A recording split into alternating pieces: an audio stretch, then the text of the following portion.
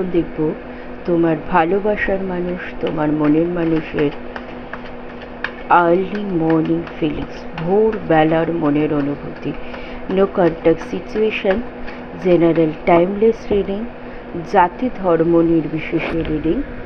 যার কাছে যখন পৌঁছাবে তখন রেজোনেট হবে, যার সাথে যতটুকু রেজোনেট হবে ততটুকুই গ্র্যাব করবে, বাকিটুকু ইগনোর করবে। নো কন্ট্যাক্ট সিচুয়েশন নেই।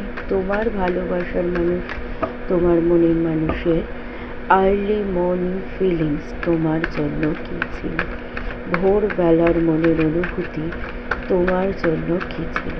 প্লিজ ইউনিভার্স, মাইকেল, লোকনাথ বাবা, শিব ঠাকুর সঠিক গাইডেন্স দাও।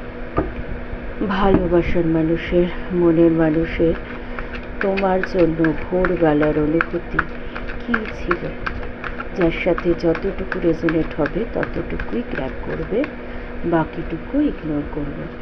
মনের মানুষের, ভালোবাসার মানুষের ভোরবেলার মনের অনুভূতি আসছে। দেখো, নো কন্ট্যাক্ট সিচুয়েশানে ভোরবেলায় সে কিন্তু তোমার কথাই ভেবেছে।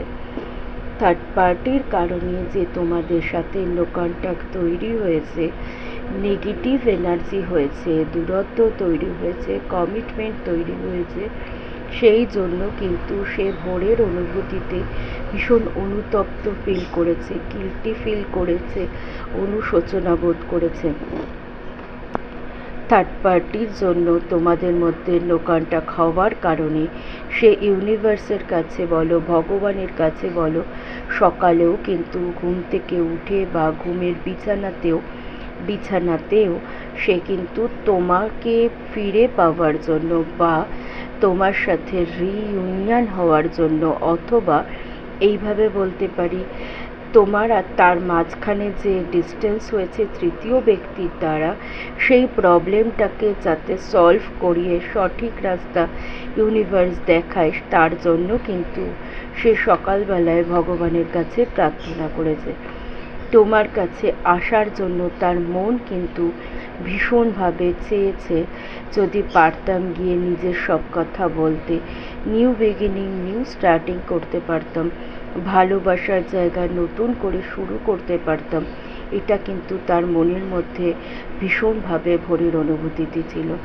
এটাও সে ফিল করেছে তৃতীয় ব্যক্তির কাছে যে সে কমিট করেছে বা কি বলবো ওটাকে, ম্যানিপুলেট হয়েছে তৃতীয় ব্যক্তির দ্বারা, সেটার জন্যও সে কিন্তু নিজেকে গিল্টি ফিল করেছে।